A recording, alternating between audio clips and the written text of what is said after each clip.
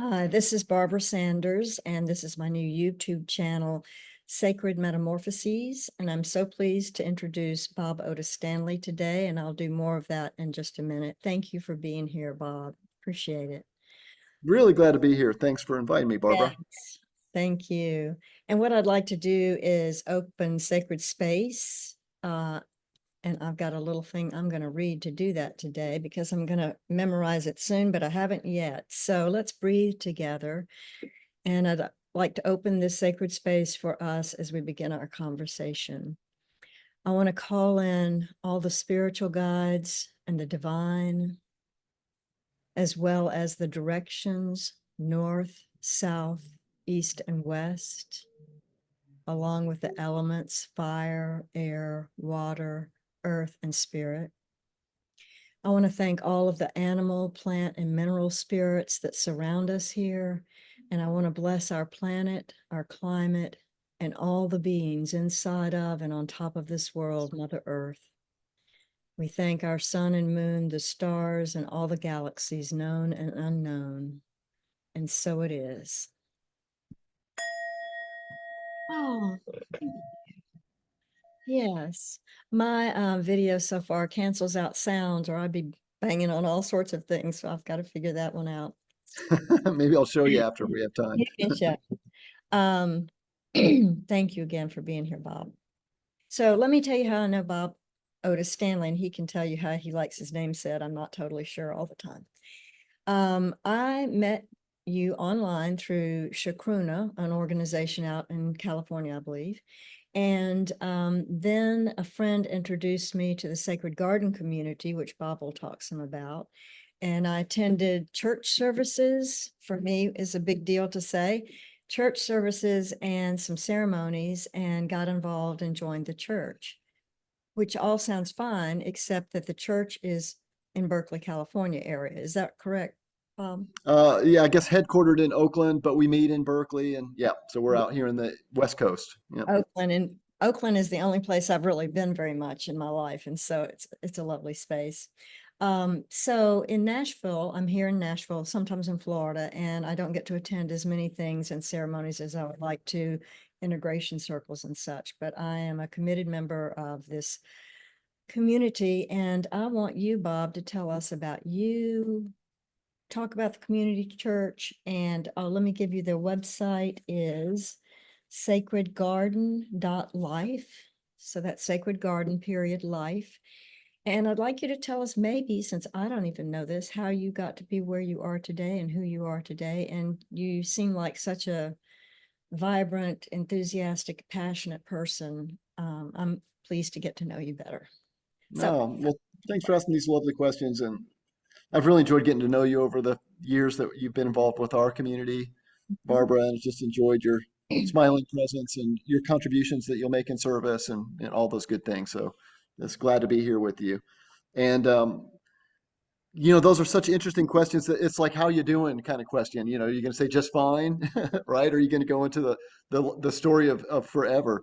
In some ways, I do almost feel that, at least with Sacred Garden Community in this current path, it may be something that really is spanning many generations. That's even perhaps I'm reading this book recently called Emergent, about nature and consciousness and growing complexity and trying to align and understand the universe we live in and how life does that. And this may be something that goes back to the Big Bang. I don't know, or the emergence of life. This like seeking, becoming aware and existing, and then seeking to know the other.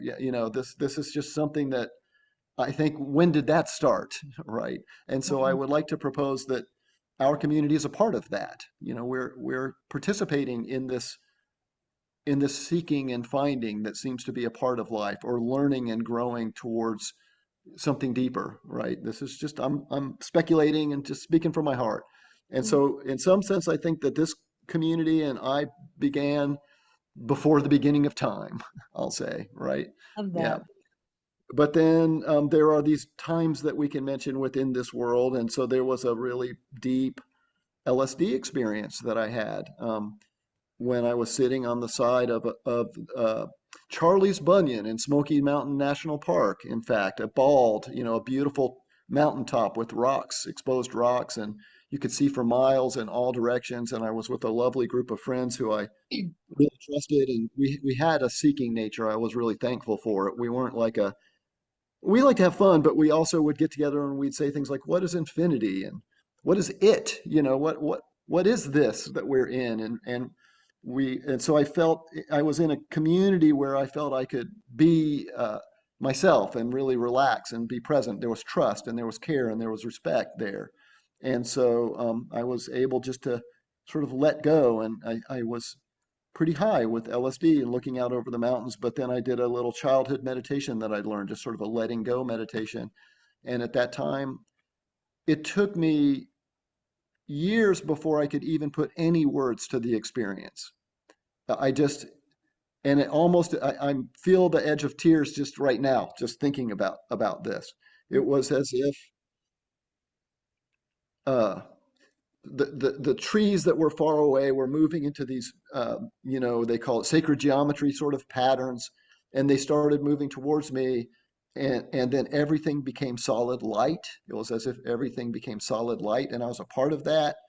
And then it was as if my consciousness dissolved into the universe and became one with everything. Was the feeling, and I guess if I were using other language, it might have been as if God were present, as if I were held by God. And there are a lot of languages I could use, like time stopped and eternity became present. Consciousness was in all of matter throughout all time and had wisdom, understood. And coming out of that was a feeling of peace that even with all of the suffering and mistakes that I'm sure I had made and make, that there was something that was okay, you know? And it was like a loving mother's guidance. I could talk about this for the rest of the hour. Mhm. And at the time I didn't have any of those words. It was too much, But I knew something important had happened. And I felt safe to talk with my dad. He'd had books by these psychedelic authors, Charles Tart and John Lilly. This was back in the 80s, so a lot of the popular ones weren't out yet, but the older generations had been writing. And so I spoke with him and I said, I don't really understand, but it was something as powerful. And I was really fortunate because my family has a history of religious seeking. My aunts and uncles on my dad's side are two physicians and two preachers and a nurse who married a preacher, so that's kind of in the family. So it's not surprising probably that my intuition was guided, towards that, that LSD was able to be a sacrament for me, right? For me, that was a sacramental experience, right? And I was lucky because when I spoke with my dad, I could have gone into sort of prophetic inflation because this was all profound and you didn't hear these things. So I was like, oh my gosh, I only thought this happened like in the Old Testament or something, right? And, and, uh, and so I was like, yeah, that was really, and my dad, bless him, he was like, these things happen. This is a human thing, not like you're special, son, but rather you're just a part of being human, and this is the way that is. And so that was really fortunate for me that he was wise that way. And then, bless him, he was also supportive. He said, go to the library, check out all the books you can find, you know. And so that's when I found Psychedelics Encyclopedia and Psychedelic Drugs Reconsidered. And then there were the public health literature on the other side of the library that all said your brain was going to be an egg, fried egg. And so that was learning early on because there was like the Harvard Review would have an article about indigenous uses of psychedelics or early European Greek uses of psychedelic, Mhm. and it would be really interesting, and there would be community leadership, and then you'd read the public health and it would be like you're going to die. So I started getting some education and discernment also. Good. Anyway, that led me into a lifetime of religious studies and psychology and religion degrees and master of divinity and on, having groups that I sat with for years, and basically 40 plus years of seeking and finding in the psychedelic space. There's a start for you. That's a great start. And I've been reading lately about how all this began way back, as you say, the Big Bang or whenever, because animals have always eaten plants. And we're all, coming from the same sort of source. So it's Yeah. just a really beautiful, beautiful story. And thank you for talking so intimately with me about that. Appreciate it. So what happened after 40 years? Well, so kind of moved forward in 1998. I moved into this beautiful warehouse space in Oakland, and I was so fortunate to be here. And it was a bunch of characters, sort of reflecting my background. In fact, the name Otis came about when I moved underground. It's like an underground plant name, and I could tell some other stories there. My family name is Robert Stanley, but people call me Bob Otis, and now those have come together because I've moved above ground over in the past 10 years. It was really an underground. Boy, you better believe in the 80s and 90s, you weren't really out about these things, right? And so I moved here in 98, but there was a group called, a number of folks from Shaman Pharmaceuticals were here. Uh, and then that was a beautiful group. They were really trying to do indigenous reciprocity and help identify quote unquote jungle medicines, and then let the groups that had helped them learn about them, receive the benefits. I think it was about 20 some years too early, that group, right? This is late 90s, it was too early. So that went away. But it was a great group, so it's just sort of here in this nice place. And ironically, I kind of became the adult in the room and was helping the rent and all that. And so I inherited the space, and had been having all kinds of journey work and small group journey work and that sort of thing for decades, right? Learning about sacraments, having a sacred plant garden here.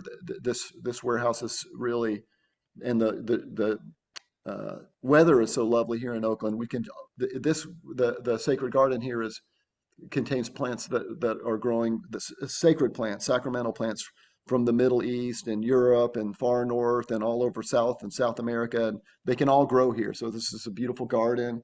We have UC Berkeley classes, and folks come in and do garden tours. And so that I was just kind of enjoying this wonderful space and time and learning myself. And I was having feelings that it was so interesting. Right around the time I don't often receive like words and messages. I'm not a channeler and things like this, but I was getting these messages, which was, you can sit with the elders of your village. And that's really strange. And then I was also getting this sense of, heaven can really be real, and it is real, and we can be in it, and we can be in that together. So this was just feelings that I were having. And interestingly, around 2015, the sort of 10-person, 8-person journeys that I was enjoying, people just suddenly started kind of bring my family, kind of bring my cousin, my girlfriend. And so they were growing to be 15, 20 people. And then we were having multiple journeys. We moved out to this big space out of town, which we had more space.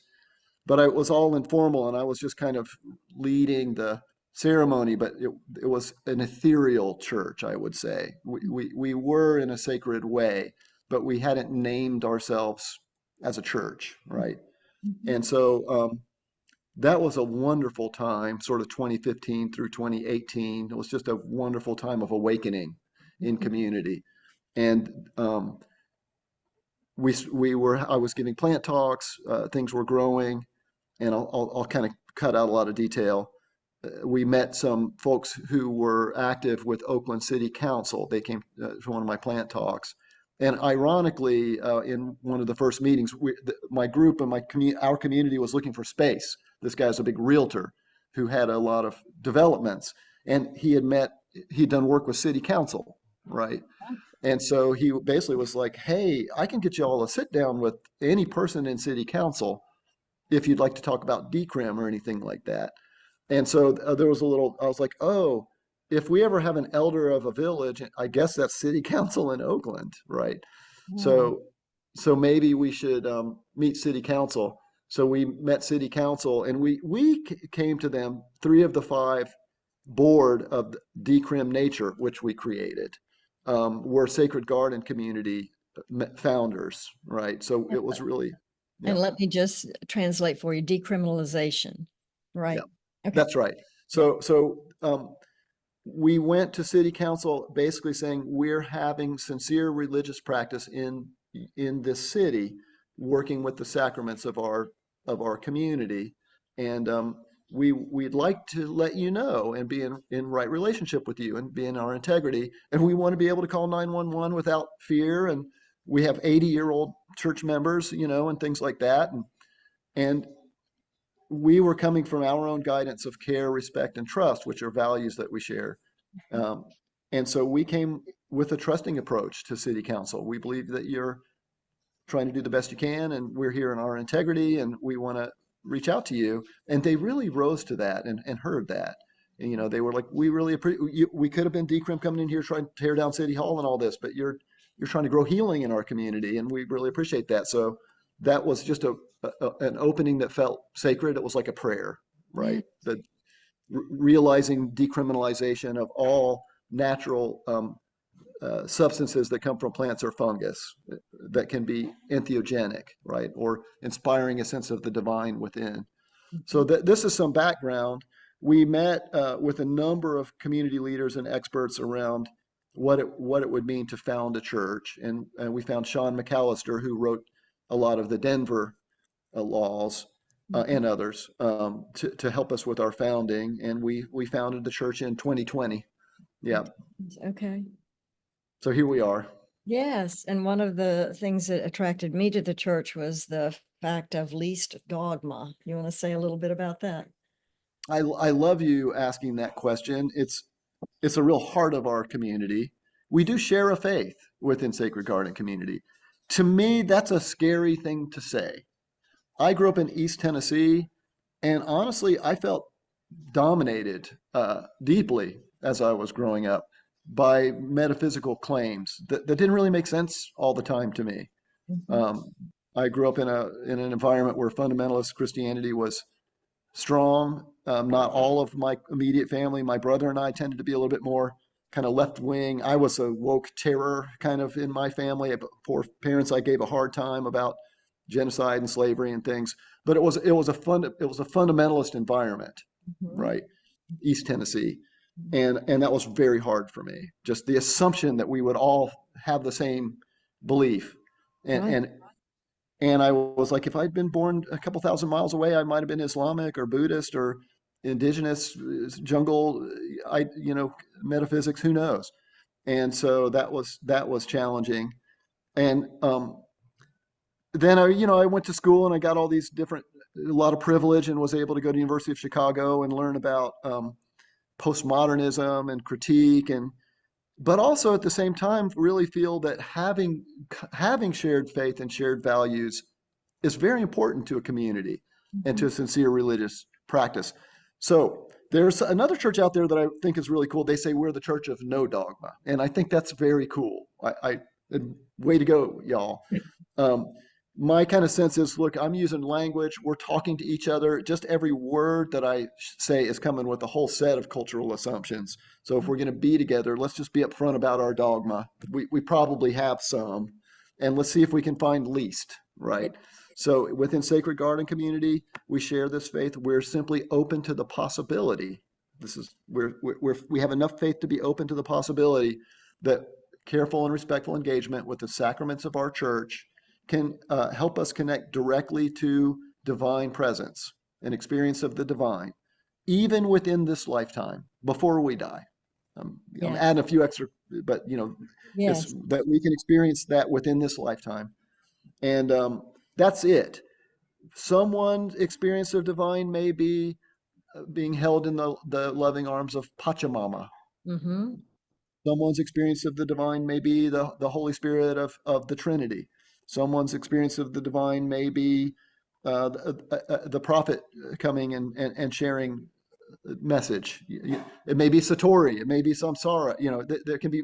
It should probably wouldn't be Samsara, but you see, this is the idea.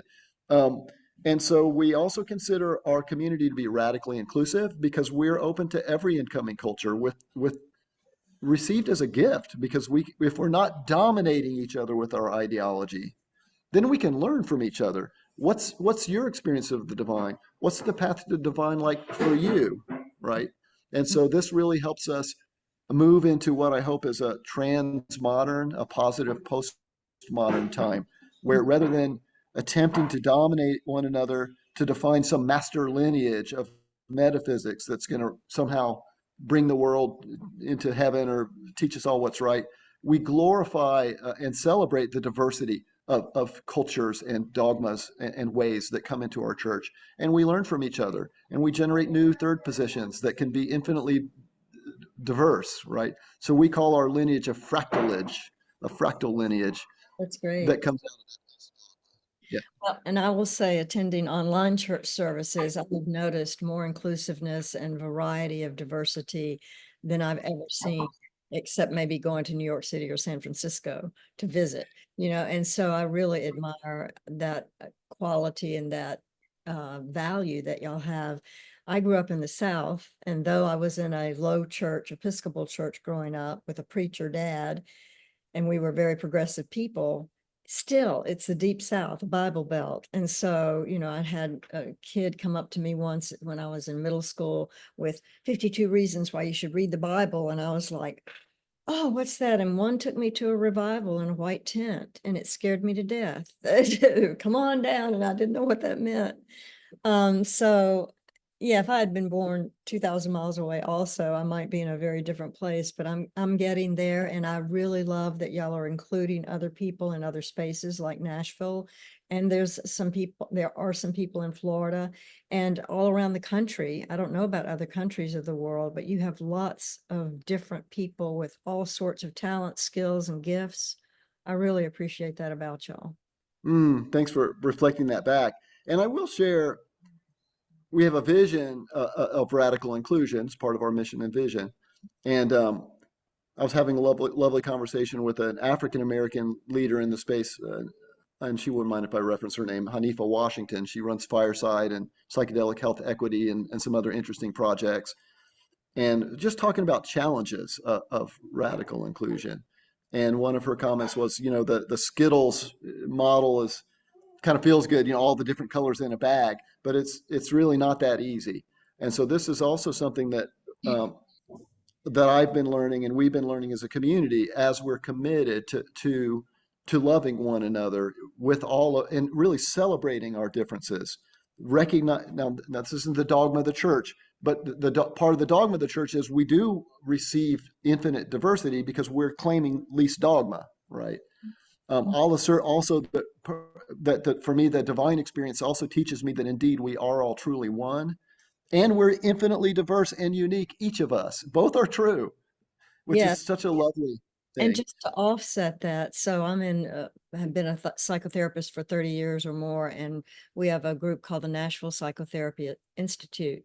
I've also been to different churches around town, but all of the meetings that we have tried to make more diverse and include more people of different colors, of different faiths, of all sorts of things, doesn't go very far. It is very hard to do. And one of the things we learned is, look, if you're going to meet in the white part of town, which is still true, you're not going to get a lot of color. We have to go out and be in these other spaces, which I really Hmm. appreciate.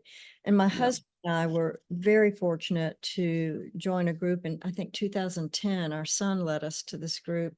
It's a multicultural group that was training in nonviolence with James Lawson, who, as you may know, went to Vanderbilt University, got kicked out. He was a Martin Luther King, part of his movement, and went back out to California actually before he recently died. And so in that group, for the first time in my Southern life, I was part of this group of mostly African American people and others, very few white people, and there were many Black pastors, which I had not been around. And I had this huge father transference with these African American Mm, pastors about my father. I mean, they were mm, speaking the word. They were the ones talking about nonviolence and peace in the beloved community. So mm, I just wanted to add that in there. Still in a southern town, it's very hard, hmm. but there are Yeah, yeah. different So communities. that's an area where I remember at the big psychedelic science conference in Denver, these big old heads, Michael Pollan and Yes, who was the other cat? Bill Oh, Richards or who was it? Bill Richards, and Maybe he, Bill Richards or Roland Griffiths, a couple of these big leaders. And they were basically saying, we get this, and I'm a part of this. We get this sense that things can be different. this is one thing that the entheogens can open up. It's like, oh, here we are. Sometimes maybe it feels like this earth we're living in the ninth ring of hell a little bit.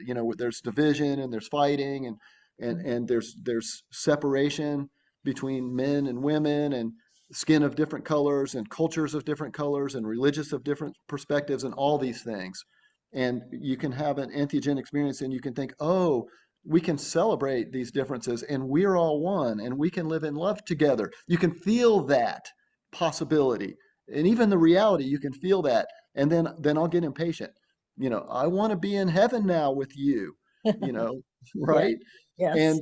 And so what I've learned is that can really be that's a very delicate task. So these two big leaders were essentially saying, this isn't a 5-year thing. This isn't even a 10-year thing.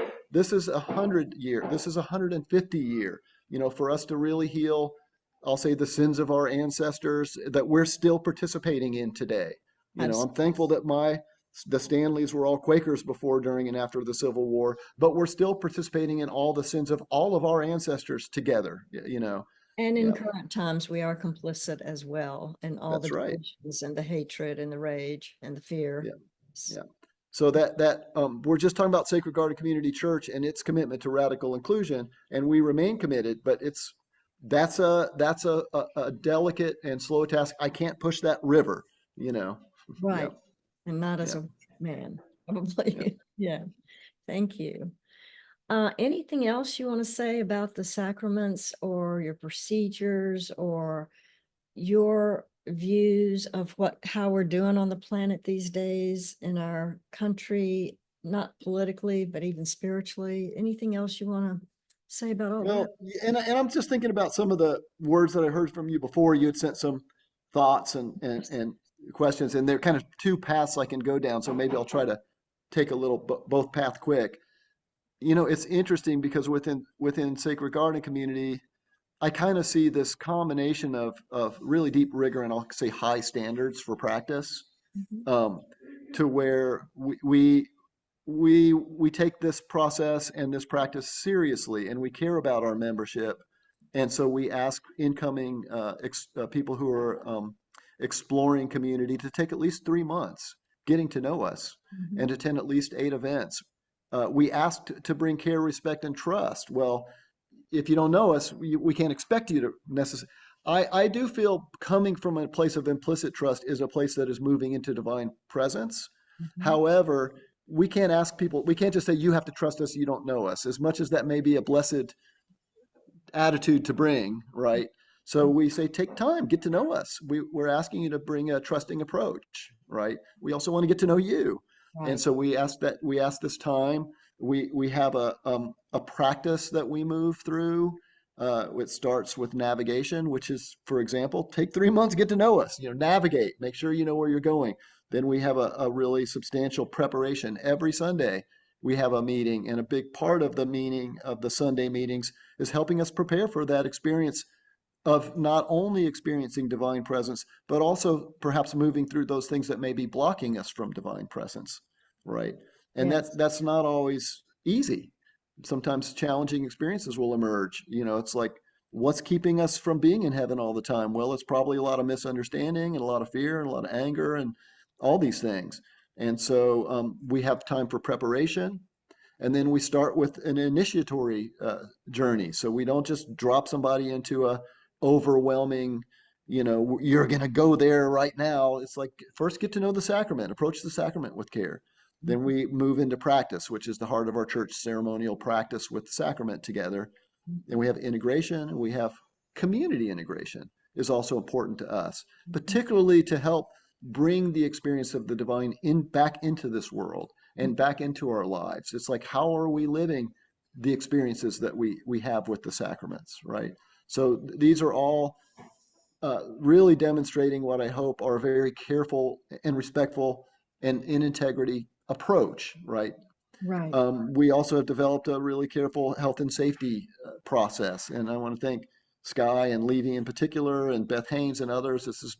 We've had medical doctors and clinical psychologists and everyone. So every member who comes in moves through Mhm. interviews to make sure that they're sort of emotionally prepared to be having these experiences in groups. that they don't have physical, like medical contraindications, all those sorts of things. And we're at our church with our radically inclusive kind of stance. We don't see the pharmaceutical industry or the therapeutic industry or these others as somehow opposed or less than or not great. In fact, we're really thankful for the existence of, I'll say the therapeutic Mhm. space. There may be some folks who are interested in coming sitting in our community, and we may say, hey, that's some really hard recent trauma that you're just mentioning, or there seems like there's some really heavy unprocessed stuff that you're dealing with. Sitting in a group might be really challenging. This is going to be mixed gender, mixed culture. There could be triggering elements that it may not really be great for the rest of the group or for you, right? And Right. so you might want to do one-on-one work in a therapeutic framework for a while, and we're here for you. You're always welcome to our Sunday services and all of our community. And when you've moved through into a good space through that therapeutic work, come into our community, sit ceremony with us, right? So, Yeah. so we're thankful for those kinds of relationships. This is to establish those careful standards, right? Yes. But it's ironic to me because they're careful standards to move into a place of infinite freedom, We got right? to have structures, within we can feel safe, within which we can feel safe in order to blossom or bloom, I think. So it's That's some, right. yeah. That's right. And so within Sacred Garden community, because of our least dogma the way we are, we can work with, we actually require multiple sacraments to work with. There are some folks who just may not be ready for a deep mushroom journey, but maybe an MDMA journey may help them move through some of those intense issues of anger or shame, for example, that may be making the mushroom journey just way too difficult and overwhelming for them. Mhm. There are some elder folks in our community whose gastrointestinal systems just don't work that well. They'll Mhm. have several cups of ayahuasca or a lot of mushrooms and just not have an experience. But Mhm. a vaporized sacrament like Changa can really move them into a space of healing and divine presence, right? Mhm. So this is also that kind of diversity and freedom that we bring in through our discipline, Mhm. right? Yeah. Right. It's part of who we are. But to move to the other side, it's kind of like what's happening in the bigger sense. People talk about psychedelic renaissance, and I think that's fine, but it kind of pulls back into the sort of modernity and scientific renaissance language. I really like this concept of psychedelic awakening. Mhm. Yeah. And I feel personally that it's not like we had perfect paradise and we lost it and now we need to stamp out the bad thing and get back to the good thing. Rather, I think we're just in a process of awakening, even as a global planet, you know. Absolutely. Yes. And so, And people may be doing that in different ways at different times, but it's the whole planet that's moving into a different ascension kind of aho, process. amen, ashe, Yeah. acha, may it be so, right? Yeah. Yes. Um, and so for me, part of that kind of even took place in this regard. I'm looking at questions you had asked. One was, what's magical to you? What about miracles? This is some question you had out there. And I love that question because when I was a kid in East Tennessee growing up, we had all the Bible and all this. And I was like, how come we don't have miracles anymore? You Mm. know, it's like God would come and talk to people, and it's like that doesn't happen. What's up? And so I would even try things. I read about that someone doing this, so I'd put like a piece of paper outside, and I would say, "Dear God, make this paper soaking wet, and let the rest of the ground be dry, so that I'll know you're real." The different things, and nothing would happen, right? And Right. so I just really keenly felt separation Mm. as a young person Mhm. and was not receiving. It's like I felt deaf too. It's like I'll kind of kid around with the community. I'm like, some people may be fortunate. They may be able to have a prayer or go for a walk in the woods or hear the laughter of a child, and then they'll suddenly find themselves experiencing the divine. I hear people say that, right? Mhm. And I'm so thankful for that for them. Mhm. I'm like an old Tennessee boy who's a deaf old, I don't hear so well, right? I tried. I was trying hard, get born again and, doing all those things. Just like, come on, talk to me, God. I want to know you. And where's the magic? Where are the miracles? There isn't any. Mhm. So that's was the space. And through the benefit of the sacraments of our church, I have moved into a place where every breath is a miracle, like a legitimate miracle, like a miracle. This is a miracle that we can be here together, Yes, it is. that we're born. And and the word God is just a made up word to me. I respect other people's use of that word, but it's like, and God is real. I know that from experience, right? Right. And to me, that is a gift that's beyond any price, right? And so I hope that I want to I want to honor the diversity of the experience, and I don't want to put my experience on others. But for me, that has been so healing and so grounding, and it's moved me into a life. I don't know that I'm always being effective, but that my intentions and my effort is towards service, Yes. It is. Mhm. and I'll say community and the divine. Lately my counselors have been saying, you also need to pay attention to your own body and like your own love life and stuff. You know what I mean? That's important too, Yeah. because I've kind of lived in a monk life and everything. But I feel that may we be moving into a place where we all feel just the magic of being together, that we can take that celebration and gratitude and awe, that we can simply be here, and that we can treat the space and time that we have as sacred. Not not that we have to fulfill all the metaphysics that somebody told us, but that we just feel that deep love and gratitude and awe and care, and I'll say respect, and also for me trust that comes from seeing things through an experience that to me has felt divine, right? Yes. I'd like to add one little story. So I have been a hard worker all my life, as it sounds like you have, a doer. I'm a manifesting generator in the human design profile. And what happened to me is I realized I needed to stop working, slow down, and be still for a while. And I've done that for the last year and a half with more space and time than I've ever had available to me or made the time to have available to me. And in that way, much maybe like a psychedelic experience, it brought me into a place where I have been able to just realize I just need to be, I don't have to do, and maybe I can just glow here and let my glow, out toward others. Mhm. And I'm so glad you're of service, and I had been most of my life.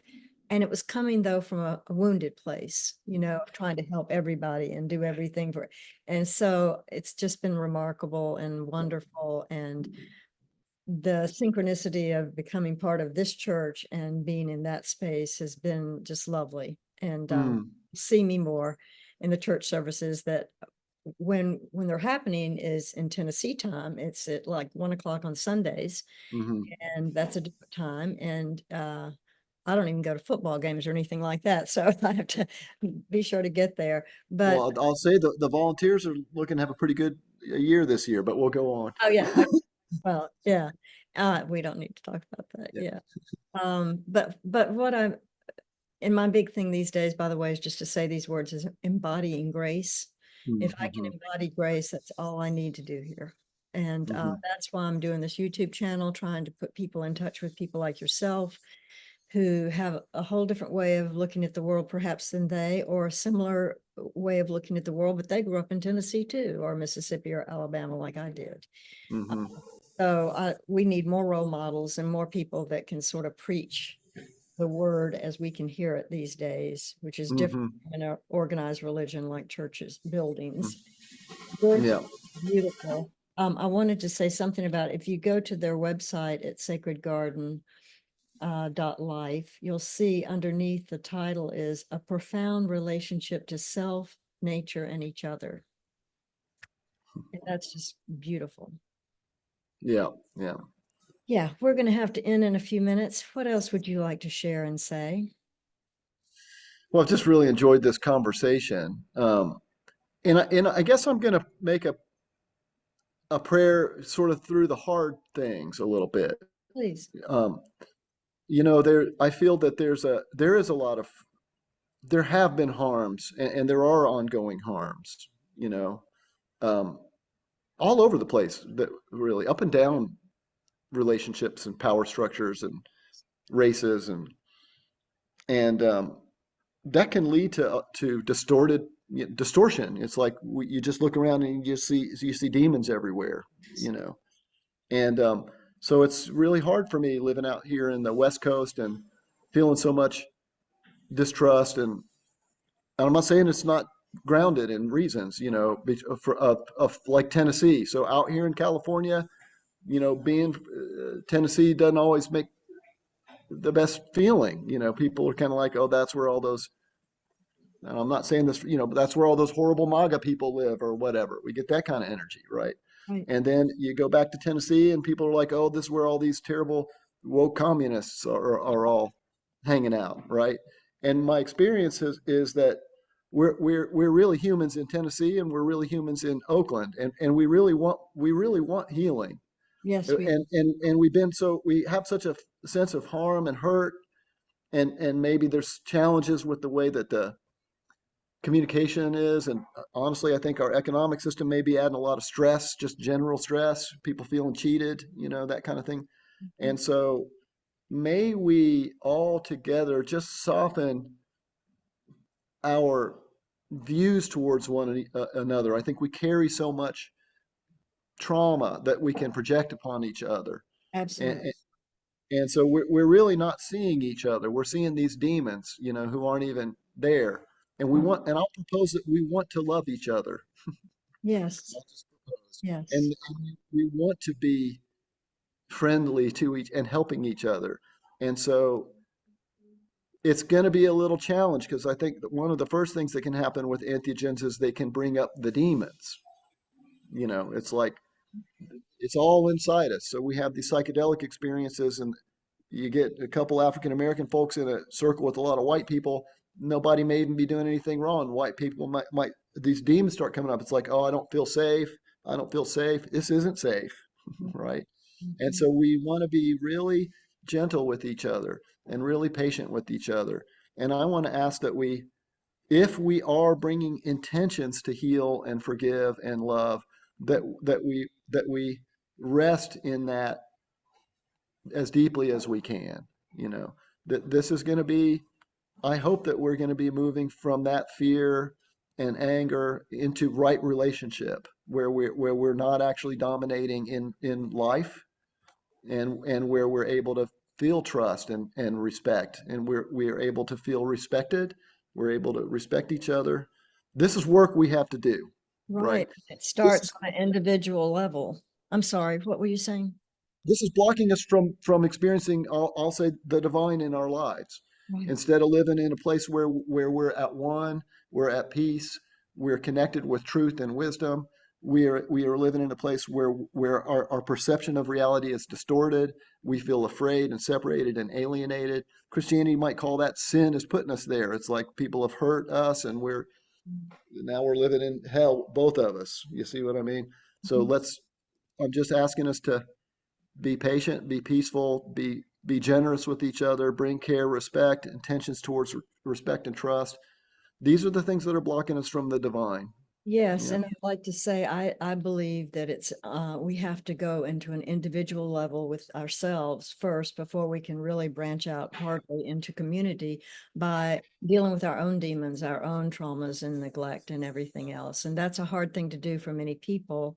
It's not just about feeling better and getting better physically and all these other things, but it's about doing some really deep work in order to get to the place that we can care and respect and maybe approach divine qualities ourselves.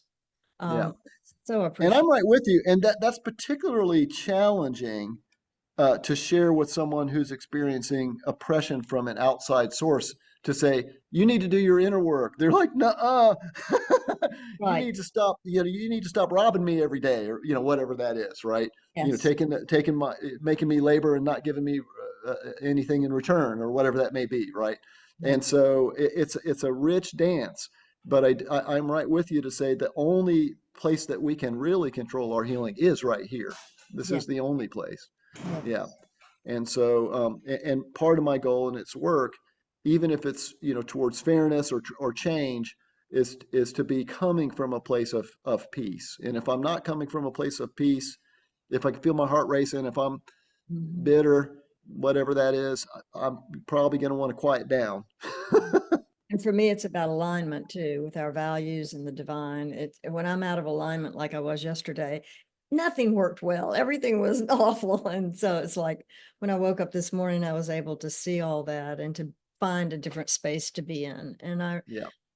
thank you so much. We're going to have to stop. And you are such a wonderful person. I'm so glad I asked you to talk with me. And thank you for sharing your spirit, body, everything. Barbara, thank you so much for asking me to be here. I hope that whatever words we share are helping each of us ourselves grow deeper into who we are, like we were starting out, into that place of alignment with Mhm. whatever wisdom truly is. May we be growing into that place of healing wisdom together, you and I. And I want to say, if there's any way the conversation Barbara and I has had is helping people who are listening, then that's a gratitude that I want to really share. May the time that we're spending and if people here listening to us, may you really be getting a deepening into who you truly are, the direction your spirit, your soul, yourself, whatever that is for you is going. May that direction be realized for you, even in this lifetime, as much as possible. Thank you, Barbara, for this Thank time. you. Okay.